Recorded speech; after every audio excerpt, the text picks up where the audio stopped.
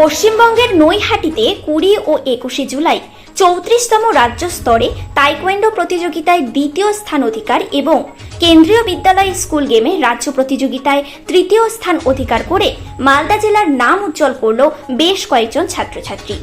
তারা হলো যথাক্রমে অসীমা দাস, অঙ্কুশ রায়, প্রশান্ত পাল এবং দেবকুমার যাদব। সকলেরই বাড়ি পুরাতন মালদা এলাকায়। আজ পুরাতন মালদার ওসমানিয়া হাই মাদ্রাসা স্কুলে ওল্ড মালদা তাইকোয়ান্ডো একাডেমিতে সেন্টারে গিয়ে সেই সমস্ত ছাত্রছাত্রীদেরকে সংবর্ধনা জ্ঞাপন করেন এবং শুভেচ্ছা বিনিময় করেন মালদা জেলা ছাত্র পরিষদের সভাপতি মান্তু ঘোষ, পুরাতন মালদা ব্লক ছাত্র পরিষদের সভাপতি কৌশিক দাস সহ অন্যান্য ছাত্র পরিষদের নেতৃত্ববৃন্দ। Bureau report, news prime Times.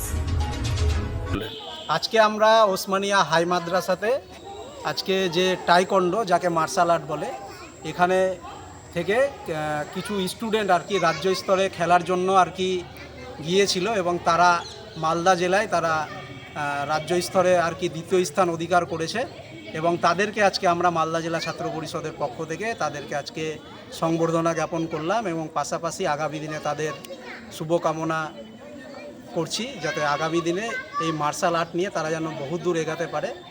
এই জন্য আজকে আমরা এখানে উপস্থিত হয়েছি। আপনার নাম ও পরিচয়? আমার নাম মান্তু ঘোষ, আমি ছাত্র পরিষদের জেলা সভাপতি।